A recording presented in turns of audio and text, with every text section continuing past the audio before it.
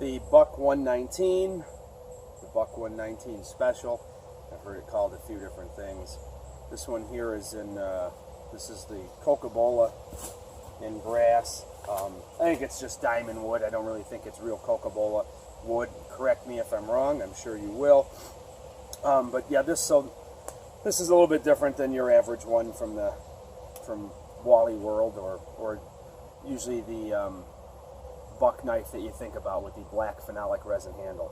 And I do have one of those, and it functions just the same. Although this one is a little bit heavier in the handle than the black phenolic resin. So it feels a little bit different. I like it. I like them both. I have a few different Buck 119s. They all function, actually they all function very great. And this is the geometry that we're talking about again here. So I've heard it called a few different things like that. You know, it's a hunting knife, it's this, it's that. I've heard people say that their relatives carried them in Vietnam. I've heard people say that they themselves carried them in Vietnam. Either way, the knife is a great knife. But what I don't hear it called a lot is a bushcraft knife. A bushcraft knife. What is bushcraft and a bushcraft knife? Of course, that is an endless debate in the community, if you will. So I just wanted to sort of feature this knife just a little bit today and tell you why I think it would function just fine as a bushcraft knife, especially in conjunction with an axe, hatchet, saw, those types of things. Although this knife will take a beating. I haven't really thumped on them much. I've batoned wood. I've done some firecraft numerous times. I've done shelter making. I've done all of that. And it works great. Take it into the kitchen and it works equally as well. Excuse me. And we just had a ton of rain come down here, just like torrential downpour, so things are still a little wet, and it's raining just a little bit on me right now as the wind picks up. But anyways, this knife does have a 90-degree spine, and it will throw sparks, and you know, it will act like a spoke shave too with wood. People talk about the delicate tip on buck, and they are correct to a degree, and that is an attribute in my mind, depending on how you're going to use this. So let's see if this functions as a bushcraft knife. I just cut this a little while ago, and it's just a piece of hard maple, and I split it down. I did not split it with this buck knife. Let's see, and this is just standing up, making some curls, okay? And I always think standing up too is sort of a good way to learn how to do it, because sometimes squatting down, especially if you're in waist-deep snow, can be a little difficult. Sheltering yourself from different weather and things like that. I mean, you know, we can get down close like this. Anything like that. But so you see, I'm not really having any difficulty using this knife. So okay, so it passes the feather stick test, I guess we can say. And if I had a longer stick, I obviously could make you know, much longer ribbons. I wouldn't say that this piece of wood is meticulously picked out. I've seen some videos where I think that people shopped around for the ultimate best piece of wood that they can find. This wood does have some knots in it, some different spots that aren't too great, as you can see. But I had split a bunch of kindling that was this wood, and I just decided to grab this piece. Okay, so we have this aspect of it. I'm not really noticing any issue with my hand here with this, okay? I'm not really seeing any problem in terms of discomfort. I could see where maybe this here, this near full guard really is what it is. I could see that sort of perhaps creating a hot spot. It hasn't with me. I've made enough feather sticks to get any fire going. I would imagine maybe if you had a feather stick marathon and you wanted to make 20 of these, that maybe you might have some hot spots.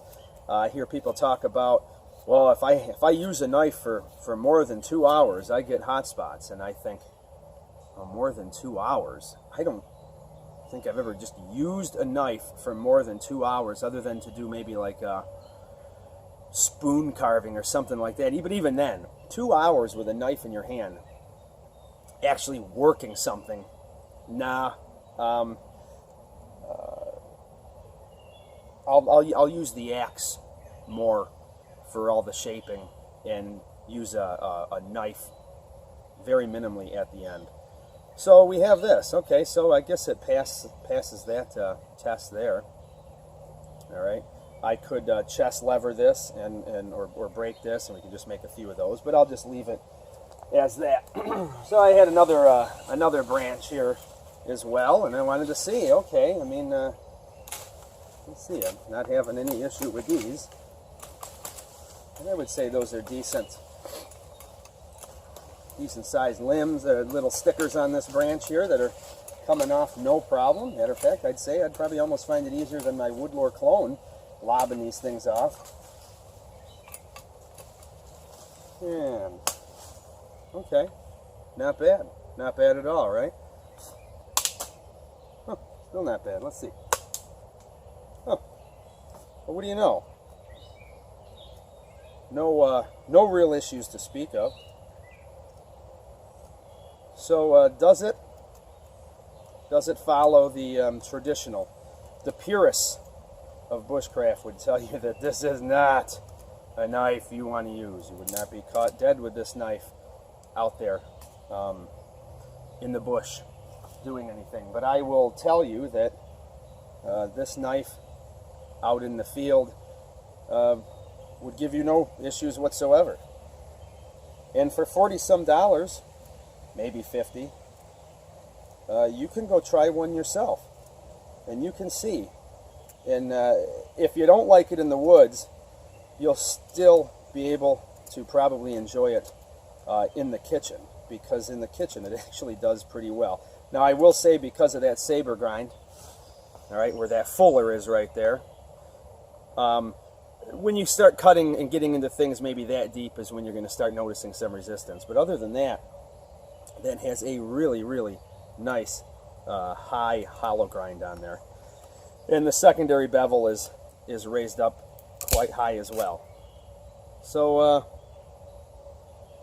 there you have it. The old Buck 119, Buck Special. I'd say it functions quite well. The sheath has a little drainage hole in the bottom, and it also has a plastic insert. Not that this knife would rust. You probably could use these knives as dive knives. They're so corrosion resistant. I do like the plastic insert. It doesn't bother me at all. One thing you will notice about the sheath, and believe me, if you go on eBay, you can find a dozen makers for these types of sheaths. So if you want an aftermarket sheath, and you're not going to break the bank either, you might have some slight rattle, and I've noticed it. Maybe even slightly above, depending if you're hopping around, slightly above the leaf litter crunch.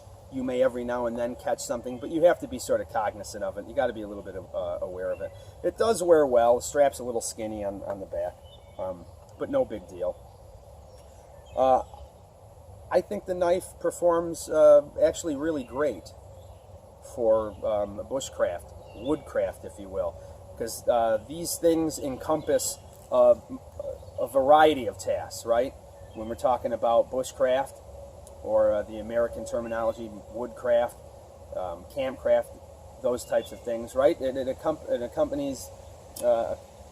encompasses, excuse me, a variety of different things. You know, we've got canoeing, camp cooking, campcraft, if you will, like shelter making, all those different things, different types of notches, peeling sticks, feather sticks, cross-grain batoning, truncating, splitting, batoning in that fashion. And of course, I mean, you saw the feather sticks are no slouch, really. Just off the cuff, whipping out some feathers. So, is the Buck 119 a bushcraft knife?